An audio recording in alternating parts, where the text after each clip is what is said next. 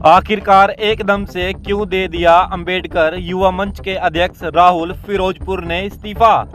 बात करें तो पिछले काफी लंबे समय से राहुल फिरोजपुर डॉक्टर अंबेडकर युवा मंच हरियाणा में एक कर्मठ कार्यकर्ता के तौर पर कार्य कर रहे थे।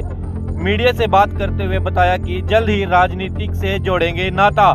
देखिए पूरी रिपोर्ट। राहुल फिरोजपुर है सर। मैं काफ़ी लंबे समय से डॉक्टर अंबेडकर युवा मंच हरियाणा में एक कर्मठ कार्यकर्ता के तौर पर काम कर रहा था और मैं अब दूसरी बार मैं अंबेडकर युवा मंच का प्रेसिडेंट हूँ, प्रदेश अध्यक्ष। तो आज सर मैं रिज़ाइन कर रहा हूँ। क्या कारण है? सर मैंने इस ऑर्गेनाइजेशन को 8 साल दिए हैं, ईमानदारी से काम किया है समाज में और मैं एक सफल अध्यक्ष भी रहा हूँ। 8 साल बाद आज तक मैंने सामाजिक रूप से काम किया है, लेकिन आज 8 साल बाद मैं चाहता हूँ कि मैं राजनीतिक रूप से कार्य करूँ। तो इसलिए मैं रिज़ाइन कर रहा हूँ कि 8 साल मैंने सामाजिक काम किया है और अब मैं राजनीतिक रूप से काम करना चाहता हूँ समाज में। उसकी जानकारी आपने कहाँ पर दी अभी?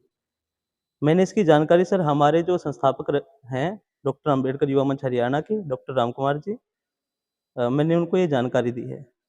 फिर एकदम से रिजाइन देने का मुख्य कारण क्या रहा? क्या कह सकते हैं सर एकदम से राजनीति में आना? सर बस ये फैसला लिया गया मेरे द्वारा, ये काफ़ी दिन से चल रहा था, तो लेकिन आज इसकी मैं औपचारिकता कर रहा हूँ।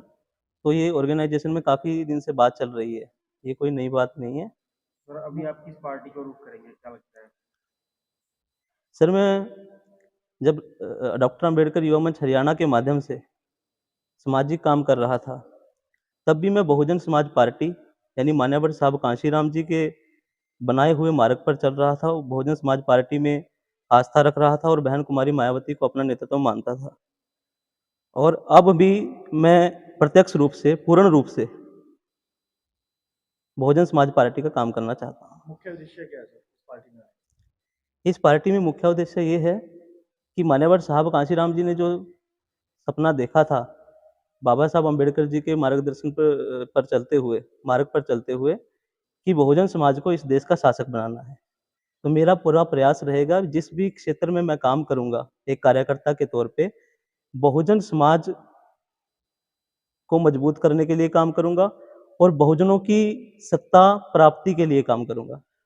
तो पार्टी में पहले आने से पहले आपने क्या पार्टी के लिए क्या कुछ किया है? पार्टी के सहयोग, पार्टी को बढ़ाने के लिए क्या कुछ सहयोग?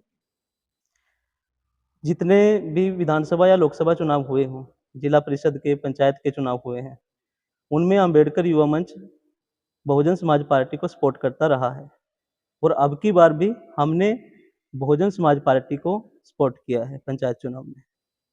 सर देखा जाए तो अम्बेडकर युवा मंच पहले भी कई बार विभाजित पार्टी रह चुकी है, जी इसके बारे में क्या कुछ कहना चाहेंगे?